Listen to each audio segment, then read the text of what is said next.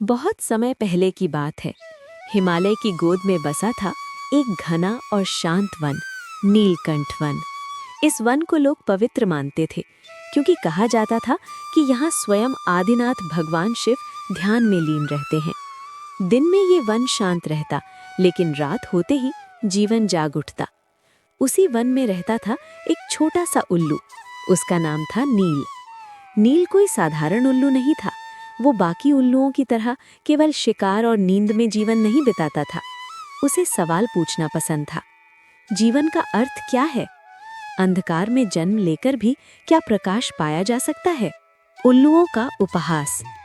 One के दूसरे उल्लू नील का मजाक उड़ाते थे। अरे नील, इतना सोचकर क्या मिलेगा? हम उल्लू हैं, अंधेरे के राजा, हमें बस रात चाहिए। लेकिन नील चुप रहता। हर रात वो कैलाश की दिशा में उड़ता और एक पुराने शिवलिंग के पास बैठ जाता। वो बोल नहीं सकता था, लेकिन उसका मन कहता था, हे आदिनाथ, मुझे ज्ञान दो, ताकि मैं केवल अंधेरे में नहीं, सत्य में भी उड़ सकूं।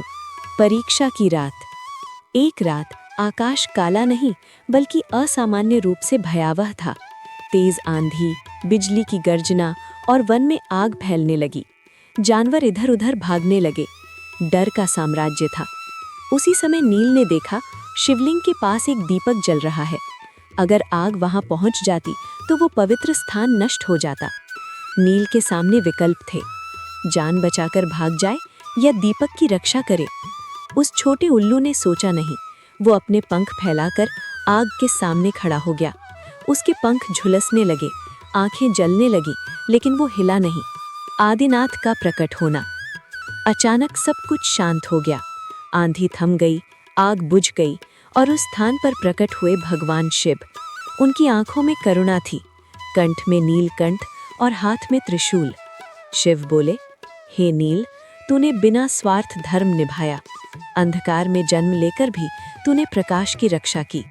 नील कांपते स्वर में बोला, प्रभु, मैं तो केवल आपका सेवक हूँ। वरदान। आदिनाथ मुस्कुराए।